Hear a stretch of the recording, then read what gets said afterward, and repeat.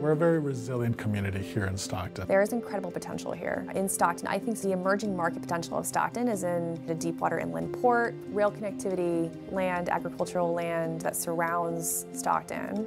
I think you'd be hard-pressed to find another community that has as many assets as Stockton does, even amidst its challenges. I think that the future of Stockton is focusing on what has always been here. We know that we have always thrived off of the port and the vineyards and the agriculture in this area. And I think that in terms of workforce development and building our economy, we need to bring our residents back to those positions and those jobs and those industries. I'm feeling really optimistic about the work we do because I feel like we're changing the narrative on a broad scale. There are ideas being considered around water management, energy management locally, sustainable agriculture that would have not been talked about 5 years ago. It's important to have a seat at the table because it will impact future generations. Most of our population is under the age of 35 in Stockton, which makes us unique. We're the most diverse city in the country. There's so many opportunities here, especially when you do speak to healthcare and agriculture, that students should have the opportunity to be able to stay here.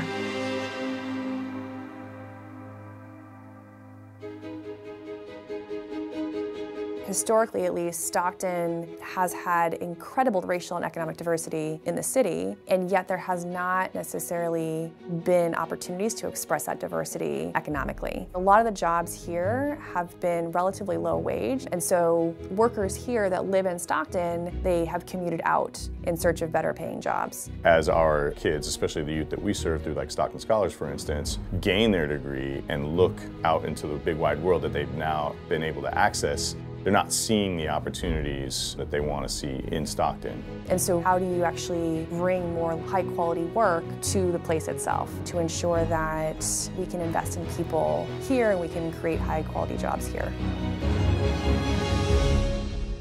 Edge Collaborative is a civic incubator. What that means is we partner with public, private, and nonprofit organizations and help incubate new projects centered on building more economically resilient communities. I work with Edge Collaborative and they gave me $100,000 to support my dispatching academy. It developed my program to a whole new level where I was able to advertise it more. So now I have about 17 people who've graduated and got their certificate that are making over $150,000 a year. Ready to Work is a nonprofit that focuses on re-entry and workforce development with formerly incarcerated. A lot of the guys that did these little 5-6 month programs, once the programs and their funding was over, they went to the streets. Most programs, I mean, they don't offer you opportunities for transportation, resources for work. It's either you got 5 months to make it or you're out on the streets. And this one actually gives you a real legitimate chance to make it. So it's easy to give up. The challenge is to keep on trying. Reinvent Stockton Foundation is a foundation that was created by former Mayor Michael Tubbs. The whole idea is to break the cycle of generational poverty and do it in various innovative ways.